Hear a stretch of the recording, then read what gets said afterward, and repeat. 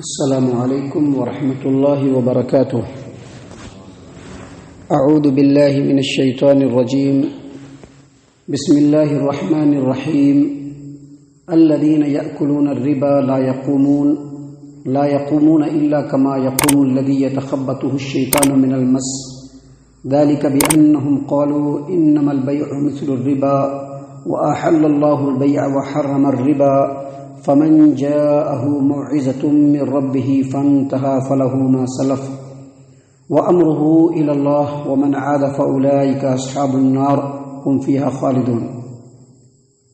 وہ لوگ جو سود کھاتے ہیں قیامت کے دن وہ اس طرح سے اٹھیں گے کہ جیسے شیطان نے ان کو چھو کر دیوانہ بنا دیا ہو، اور یہ سزا ان کو اس لیے ملے گی کہ وہ کہتے ہیں کہ تجارت سود کی طرح سے ہے، حالانکہ اللہ تبارک و تعالیٰ نے سود کو، تجارت کو حلال قرار دیا ہے اور سود کو حرام قرار دیا ہے۔ پس وہ شخص جو اس نصیحت کو، جو اس کے رب کی طرف سے آئی ہے، آنے کے بعد اس سے رک جاتا ہے تو جو ہو چکا وہ اسی کا ہے، اور قیامت کے دن اس کا معاملہ اللہ کے سپرد ہے۔ اور جو آدمی اس نصیحت کے آ جانے کے بعد بھی، اس حکم کے آ جانے کے بعد بھی سودی معاملات میں لگتا ہے تو یہی لوگ جہنمی ہیں، اور یہ لوگ جہنم میں ہمیشہ ہمیشہ رہیں گے۔ محترم سامعین کرام، سورۃ البقرہ سورہ نمبر 2 اور اسی سورت سے آیت نمبر 275 یعنی 275 نمبر کی آیت کریمہ آپ کے سامنے تلاوت کی گئی، اور اس آیت کریمہ کا ترجمہ بھی آپ کے سامنے پیش کیا گیا۔ جیسا کہ آپ کو معلوم ہے، آپ لگاتار سنتے چلے آ رہے ہیں، اس سے پہلے جو دروس آپ کے سامنے پیش کیے گئے تھے، اللہ تبارک و تعالیٰ نے ان آیتوں کے اندر ان لوگوں کے بارے میں بتلایا، ان لوگوں کا ذکر فرمایا جو لوگ اللہ تبارک و تعالیٰ کے دیے ہوئے میں سے خرچ کرتے ہیں۔ زکوٰۃ ان کے اوپر اگر واجب ہے تو زکوٰۃ ادا کرتے ہیں، اپنے تمام احوال میں، تمام معاملات میں ضرورت مندوں کو، مسکینوں کو، غریبوں کو، محتاجوں کو، فقیروں کو، رشتہ داروں کو دیکھتے ہیں، ان کے ساتھ حسن سلوک کرتے ہیں، جو کچھ اللہ تبارک و تعالیٰ نے دے رکھا ہے اس میں ان کا حق بھی ادا کرتے ہیں، اور اللہ تبارک و تعالیٰ کی اطاعت و فرما برداری میں لگے رہتے ہیں۔ ایسے لوگوں کا ذکر کرنے کے بعد اب اللہ تبارک و تعالیٰ ان لوگوں کا ذکر فرما رہا ہے جو سود کے معاملات میں بڑے آگے بڑھے ہوئے ہیں اور بہت زیادہ سودی معاملات کو پسند کرتے ہیں، سود لیتے بھی ہیں، سود دیتے بھی ہیں۔ ان لوگوں کا تذکرہ یہاں سے شروع ہو رہا ہے، اور آگے کئی آیات میں اللہ تبارک و تعالیٰ نے انہی لوگوں کے بارے میں بیان فرمایا ہے۔ اللہ تبارک و تعالیٰ نے فرمایا جو لوگ سود کھاتے ہیں جب قیامت کے دن وہ اپنی قبر سے اٹھیں گے ان کی حالت کیسی ہوگی۔ دنیاوی معاملات کو نہیں بیان کیا، جب قیامت کے دن قبر سے اٹھیں گے تو ان کے حالات کیسے ہوں گے، اللہ تبارک و تعالیٰ نے اس کا ذکر یہاں پہ فرمایا ہے۔ اللہ تبارک و تعالیٰ نے فرمایا الذین یأکلون الربا لا یقومون الا کما یقوم الذی یتخبطہ الشیطان من المس۔ وہ لوگ جو دنیا میں سود کھاتے ہیں کل قیامت کے دن قبر سے بالکل اس طرح سے اٹھیں گے جیسے شیطان نے ان کو چھو کر کے بدحواس کر دیا ہو، دیوانہ بنا دیا ہو۔ یعنی جب وہ قیامت کے دن قبر سے اٹھیں گے تو جیسا ایک آسیب زدہ انسان جو ہوتا ہے اس کی حالت بالکل آسیب جیسی ہوتی ہے، اثرات جیسے جس آدمی کے اوپر ہوتا ہے جیسے اس کے حالات ہوتے ہیں، جیسا کہ ایک آدمی سے جن لپٹ جاتا ہے اور اس کی بہت بری حالت ہوتی ہے، بالکل اسی بری حالت میں وہ قیامت کے دن قبر سے اٹھے گا۔ امام ابن ابی حاتم نے تفسیر ابن ابی حاتم کے اندر عبداللہ ابن عباس رضی اللہ عنہما اور دیگر مفسرین سے روایت کیا ہے کہ یہ جو سود کھانے والے لوگ ہیں، سود کھانے والے لوگ جو دنیا میں سود کھاتے ہیں، سود لیتے ہیں، ان کو کوئی پرابلم نہیں ہے۔ ابھی بہت سارے ہمارے احباب ہیں، مسلمان ہیں، وہ کیا کرتے ہیں کہ LIC کرا لیتے ہیں۔ LIC میں کیا ہوتا ہے، 10 سال میں، 5 سال میں، 15 سال میں 2 لاکھ روپیہ جمع ہوتا ہے، اور میچورٹی آنے کے بعد وہ 2 لاکھ روپیہ 4 لاکھ روپیہ بن جاتا ہے۔ یا فکس ڈپوزٹ کرتے ہیں، یعنی 10,000 روپیہ جمع کیا اور آفٹر 5 ایئر یعنی 5 سال کے بعد وہ 10,000 20,000 ہو جائے گا یا 30,000 ہو جائے گا۔ یہ سارے سودی کھیل ہے۔ حالانکہ لوگ اس کو برا نہیں سمجھتے ہیں، آسانی سے جو ہے انشورنس کراتے ہیں، آسانی سے مسئلے بناتے ہیں، اور سودی کاروبار کرتے ہیں، اللہ تبارک و تعالیٰ نے ایسے لوگوں کے بارے میں کہا ہے۔ عبداللہ ابن عباس رضی اللہ عنہما روایت کرتے ہیں کہ یہ جو سود لینے والے لوگ ہیں، قیامت کے دن جب اٹھیں گے ایسا لگے گا کہ شیطان ان سے چمٹا ہوا ہے اور یہ دیوانہ بنے ہوئے ہیں، اور ان کا گلا اپنے ہاتھ سے وہ خود گھونٹتے ہوئے اٹھیں گے، ایسے بالکل بے چینی کے عالم میں ہوں گے، گلا کو اپنے گھونٹ رہے ہوں گے، بالکل اسی عالم میں وہ قبر سے اٹھیں گے۔ محترم سامعین اکرام، یہاں پر میں وضاحت کے لیے ایک بات بتلا دوں کہ اب جیسے ہم لوگ اس ملک میں رہ رہے ہوں یا کسی بھی ملک میں رہ رہے ہوں، ابھی ہم لوگ گاڑی لیتے ہیں، اب گاڑی لینے کے لیے ہم کو انشورنس کرانا پڑتا ہے، اگر انشورنس نہیں کرائیں گے تو گاڑی نہیں دے گا۔ تو ایسی صورت میں تمام اہل علم کا اس بات کے اوپر تقریباً اتفاق ہے، تمام اہل علم کا، کہ اب یہاں پر بغیر اس کے ہمارا چارہ نہیں چل سکتا ہے، تو ہم دے دیں گے، کوئی حرج کی بات نہیں۔ لیکن اگر کبھی ہمارا معاملہ بنا، یعنی گاڑی میں چوٹ لگ گئی یا گاڑی جو ہے کسی طرح سے ڈیمیج ہوا، تو ہم کلیم کریں گے تو اس وقت جتنا پیسہ ہم نے جمع کیا ہے ہم اتنے ہی لینے کے حقدار ہیں۔ ابھی ہم نے جمع کیا صرف 4,000 روپیہ، گاڑی جو ہے وہ کہیں پر ایکسیڈنٹ کر گئی، گاڑی ڈیمیج ہو گیا، اب ہم کلیم کریں گے تو پورے گاڑی کا جو پیسہ دیتے ہیں وہ ہمارے لیے جائز نہیں ہے، کیونکہ ہم جو انشورنس کرا رہے ہیں بدرجۂ مجبوری کرا رہے ہیں۔ اگر ہم انشورنس نہیں کرائیں گے تو ہم کو وہ گاڑی نہیں دے گا، ہم کو گاڑی وہ چلانے نہیں دے گا، اسی لیے مجبوری ہے۔ تو اللہ تبارک و تعالیٰ نے قرآن کریم کے اندر فرما دیا ہے کہ فمن اضطر، اگر کوئی آدمی مجبور ہو جائے، ظاہر سی بات ہے بغیر گاڑی کے کام نہیں چلے گا، بغیر گاڑی کے کام نہیں چلے گا، بہت سارے معاملات ہیں جو بغیر گاڑی کے طے نہیں ہو پاتے ہیں۔ تو ایسی صورت میں آدمی مجبور ہو گیا، اور ہمیں معلوم ہے کہ سودی کاروبار ہمارے لیے جائز نہیں ہے، ہم جانتے ہیں کہ سود کا بڑا ہی شدید ترین وعید قرآن کریم میں بھی ہے اور اللہ کے رسول صلی اللہ علیہ وسلم کے فرمان میں بھی ہے۔ ہم مسلمانوں کے لیے جائز نہیں، لیکن مجبوری کے عالم میں اگر ہم نے اس طرح سے کر لیا تو اللہ تبارک و تعالیٰ معاف فرمانے والا ہے۔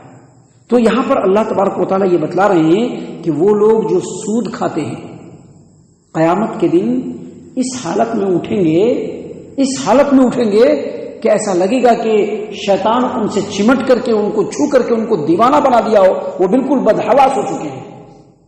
سامعین اکرام، صحیح البخاری کی روایت ہے، صحیح البخاری کتاب التعبیر، باب تعبیر رؤیا بعد صلاۃ الصبح، حدیث نمبر 7047 نمبر، یعنی 7047 نمبر کی حدیث ہے، طویل روایت ہے۔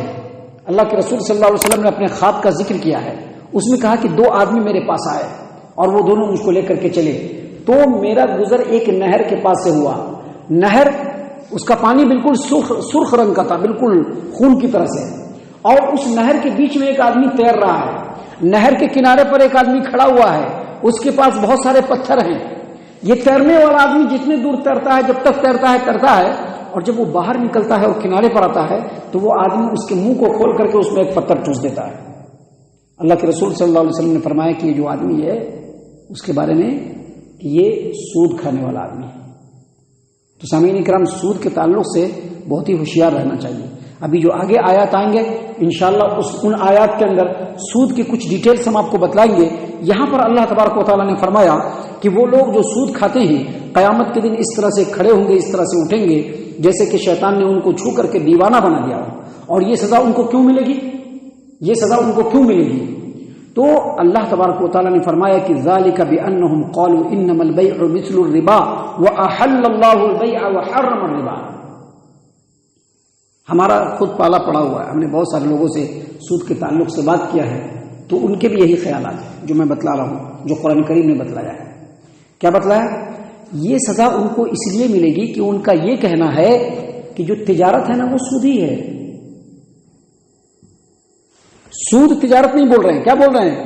یہ جو تجارت کرتے ہیں نا، سامان خرید کر کے لاتے ہیں، دکان میں رکھتے ہیں یا کہیں پر اسٹاک کرتے ہیں، پھر کسٹمر آتا ہے، کسٹمر کو سامان دیتے ہیں، 25 روپے کا سامان رہتا ہے، 30 روپے میں بیچتے ہیں، کہنا ہے کہ یہ سود ہے۔ یعنی یہ جو تجارت ہے یہ بھی تو سودی ہے۔ اب تجارت سود میں کیا کرتا ہے؟ سود میں کرتا کیا ہے کہ 50 روپے دیا، 50 روپے سود پہ چلایا، 5% اس میں ہر مہینے اس کے 5% جڑتا چلا جائے گا، تو اس 50 روپے کو میں نے انویسٹ کیا تو اس میں 5% آ رہا ہے، ان کا یہ کہنا ہے۔ اللہ تبارک و تعالیٰ نے فرمایا کہ ذالک بأنہم قالوا انما البیع مثل الربا، یہ سزا ان کو اس لیے ملے گی کہ وہ کہتے ہیں کہ جو تجارت ہے یہ سود ہے، یعنی وہ اپنے لیے سود کو جائز قرار دیتے ہیں۔ ان کا یہ اعتراض ہے شریعت کے اوپر، اللہ تبارک و تعالیٰ کے اوپر، کہ جو تجارت ہے وہی سود ہے۔ جب سود میں بھی فائدہ ہے اور تجارت میں بھی فائدہ ہے تو ایک کو حلال اور دوسرے کو حرام کیوں قرار دیا اللہ نے؟ اللہ فرماتے ہیں کہ وہ احل اللہ البیع، جو تجارت ہے نا اس کو اللہ نے حلال قرار دیا ہے، وحرم الربا، اور یہ جو سود ہے نا اس کو اللہ نے حرام قرار دیا ہے۔ اللہ کی دنیا ہے، اللہ کی کائنات ہے، اللہ کے مخلوق ہیں، اللہ سب کا حاکم ہے، سارے بندے اللہ کے غلام ہیں۔ اللہ جو کرے اس سے کوئی نہیں پوچھ سکتا، بندے جو کریں گے اللہ تبارک و تعالیٰ پوچھے گا اسے۔ اللہ تبارک و تعالیٰ جتنا اپنے بندوں کو چاہتا ہے اتنا کوئی نہیں چاہتا، ماں بھی نہیں چاہتی ہے۔ حدیث ہم نے آپ کے سامنے اس سے پہلے پیش کر دیا ہے، اللہ کے رسول صلی اللہ علیہ وسلم قیدیوں کا سروے کرنے کے لیے نکلے، دیکھا کہ ایک خاتون قیدی ہے، وہ قیدی جتنے بچے کو دیکھ رہی ہے سب کو اپنے گلے سے چمٹا رہی ہے، اپنے سینے سے لگا رہی ہے۔ پوچھا کہ ایسا کیوں کر رہی ہے؟ کہا کہ اس کا بچہ کھو گیا ہے، مل نہیں رہا ہے۔ اچانک اس کا بچہ ملتا ہے تو اپنے بچے کو سینے سے چمٹا لیتی ہے۔ تو نبی صلی اللہ علیہ وسلم نے صحابہ کرام سے پوچھا کہ یہ جو لیڈیز ہے، یہ جو عورت ہے، یہ جو اپنے بچے کو اس طرح سے چمٹائی ہوئی ہے، اپنے بچے کو ایسے محبت کر رہی ہے، تم بتاؤ کہ کیا اپنے بچے کو یہ آگ میں پھینک سکتی ہے؟ صحابہ کرام نے کہا کہ پھینکے گی بھی نہیں، اور جب تک اس کے اندر طاقت ہے وہ کسی کو اپنے بچے کو آگ میں پھینکنے بھی نہیں دے گی۔ اللہ کے رسول صلی اللہ علیہ وسلم نے فرمایا کہ جتنا یہ عورت اپنے بچے سے محبت کرتی ہے نا، اللہ تبارک و تعالیٰ اس سے زیادہ اپنے بندوں سے محبت کرتا ہے۔ تو اللہ تبارک و تعالیٰ تو اپنے بندوں سے اتنا محبت کرتا ہے، تو جب اس نے سود کو حرام قرار دیا اور تجارت کو حلال قرار دیا تو اب بندے کو اس میں پوچھنے کی کوئی ضرورت نہیں ہے، بس ان کو مان لینا ہے کہ سود حرام ہے اور کاروبار حلال ہے۔ سامعین کرام، اللہ تبارک و تعالیٰ نے اسی لیے یہاں پر بیان فرمایا کہ ذالک بأنہم قالوا انما البیع مثل الربا، ان کو یہ سزا اس لیے ملے گی کہ انہوں نے اللہ پر اعتراض کیا، اللہ کے حکم پر اعتراض کیا، اور کیا کہا کہ یہ جو تجارت ہے یہ بھی تو سود ہے۔ پھر اللہ تبارک و تعالیٰ نے تجارت کو حلال قرار دیا اور سود کو حرام قرار دیا، ایسا کیوں؟ تو اللہ تبارک و تعالیٰ ہر چیز کا اختیار رکھتا ہے۔ اس نے جب کہا کہ تجارت حلال ہے، تجارت حلال ہے، سود حرام ہے تو سود حرام ہے۔ اس کے بعد اللہ تبارک و تعالیٰ نے اسی آیت کریمہ میں آخر میں کہا کہ فمن جاءه موعظة من ربه فانتهى فله ما سلف۔ ایک آدمی بہت زمانے سے سود کا کاروبار کرتا چلا رہا تھا، ہدایت نہیں ملی تھی، توفیق نہیں ملی تھی، شریعت کے احکام اس کو سمجھ میں نہیں آئے تھے اور وہ سود میں پڑا ہوا تھا۔ فمن جاءه موعظة من ربه فانتهى، جب اس کے پاس اس کے رب کی طرف سے نصیحت آ گئی اور حکم آ گیا اور اس کے بعد اس نے سودی کاروبار کو چھوڑ دیا، سودی معاملات کو چھوڑ دیا، اللہ فرماتے ہی فلہ ما سلف، تو جو اس نے کر لیا وہ اب اس کا ہے، اللہ اس سے نہیں پوچھنے آ گیا۔ جو اس نے کر لیا وہ اس کا ہے، جو کر لیا اب اس کا ہے۔ اب سود سے بہت سارے مال بنائے ہوئے تھے اس نے، اللہ اس سے لینے کے لیے ریڈی نہیں ہے، کیونکہ اس نے کیا کیا؟ اس نے چھوڑ دیا، اللہ کا حکم آتے ہی اس نے چھوڑا۔ اللہ تبارک و تعالیٰ نے قرآن کریم کے اندر سورۃ المائدہ کے اندر آیت نمبر 95 کے اندر بیان فرمایا عفا اللہ عما سلف۔ ایک انسان جب ہدایت کو قبول کرتا ہے تو ہدایت کے قبول کرنے سے پہلے جو اس نے غلط کام کیا تھا اللہ نے اس کو معاف کر دیا، اللہ اس کے اوپر کوئی نگرانی نہیں کرے گا۔ اللہ کے رسول صلی اللہ علیہ وسلم کی حدیث ہے جامع ترمذی ابواب تفسیر القرآن کی، نبی صلی اللہ علیہ وسلم نے فرمایا زمانے جاہلیت کے تمام سود میرے پیروں کے نیچے بالکل ختم، میں نے ان کو روند ڈالا، اور سودوں میں سب سے پہلا سود جو میں معاف کر رہا ہوں وہ میں اپنے چچا عباس بن عبد المطلب کے سود کو معاف کر رہا ہوں۔ یعنی اللہ کے رسول صلی اللہ علیہ وسلم نے یہ نہیں کہا کہ جو سودی کاروبار پہلے ہو گیا اب واپس کرو، نہیں، جو ہو گیا خلی بلی، اب آگے سے نہیں کرنا ہے۔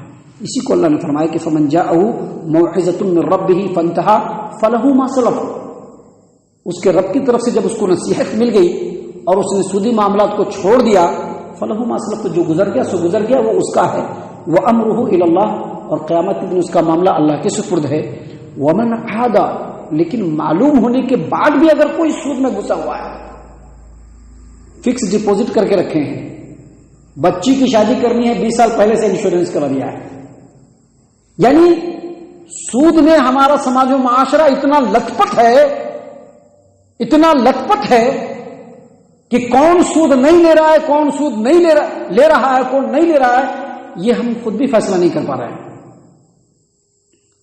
کون کون سی پالیسی ہے، کون کون سے انشورنس ہے، اب ہیلتھ انشورنس بھی ہے، یہ سارے انشورنس ہیں. یہ ساری چیزیں جو ہے وہ سود کی قسمیں ہیں. محترم سامعین اکرام، اللہ تبارک و تعالیٰ نے فرمایا کہ اللہ کا حکم آ جانے کے باوجود اگر کوئی آدمی پھر سے سود کی طرف جاتا ہے، اللہ فرماتے ہیں کہ فَأُولَٰئِكَ أَصْحَابُ النَّارِ، انہی لوگوں کو سزا ملے گی، یہ لوگ سزا کے حقدار ہیں اور یہ لوگ جہنمی ہیں. اور آگے فرمایا ہم فیہا خالدون، اور یہ لوگ جہنم میں ہمیشہ ہمیش جلیں گے. محترم سامعین کرام، اس سلسلے میں بھی اور بھی باتیں ہیں جو انشاءاللہ کل اور کل کے بعد کے درسوں میں ہم آپ کے سامنے پیش کریں گے. اللہ تبارک و تعالیٰ سے دعا ہے کہ اللہ تبارک و تعالیٰ ہم تمام کو ان تمام باتوں کے اوپر خوب غور و فکر اور تدبر کرنے کی توفیق عنایت فرمائے. اللہ تعالیٰ ہم تمام کو صحیح معنوں میں پکا سچا مومن مسلمان بنائے. اللہ اور اس کے رسول صلی اللہ علیہ وسلم کی اطاعت و فرما برداری کرنے والا بنائے. صحابہ کرام رضی اللہ عنہم کے طریقے پر چلنے والا بنائے. جنت الفردوس میں جگہ عطا فرمائے. اے اللہ ہم تمام کو جہنم سے پناہ دے. اے رب العالمین ہم تمام کو جہنم سے پناہ دے. اے مالک الملک ہم تمام کو جہنم سے پناہ دے. آمین یا رب العالمین. وما علینا الا البلاغ المبین.